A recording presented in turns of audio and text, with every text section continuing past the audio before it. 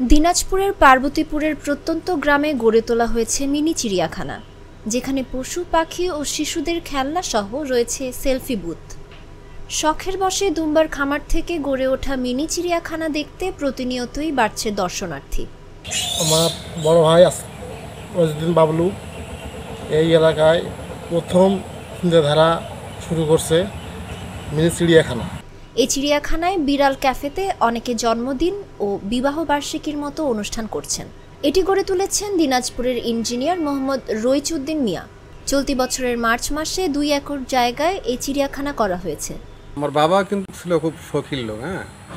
যখন যেটা নিত্য নতুন জিনিস দেখে, মানে ওনার কৌতূহল কোথায় আমি কিছু নিয়ে আসি মানুষকে দেখাবো আর মানুষ এটা দেখে আনন্দ পাবে, এটা কিন্তু আমার বাবার চিন্তা চেতনা ছিল।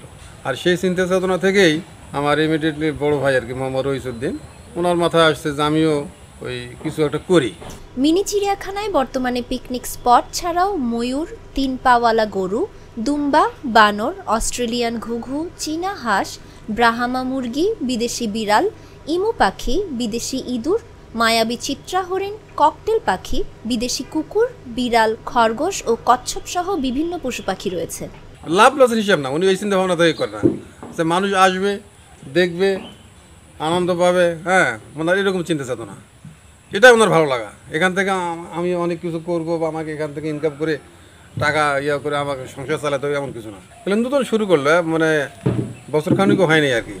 এই বিষয়ে জানতে চাইলে এর প্রতিষ্ঠাতা মোহাম্মদ রইচুদ্দিন মিয়া বলেন, আমি দুম্বা ও বিদেশি ছাগলের খামার করি, প্রায় 2.5 বছর খামার করেছি।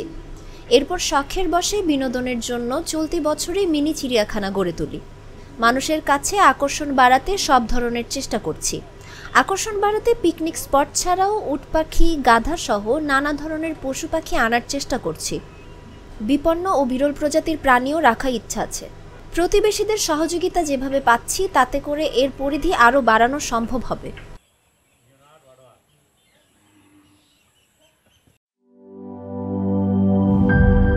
শিয়া বাটার ও ভিটামিন ই সমৃদ্ধ lily glam beauty soap. Lily, always beautiful.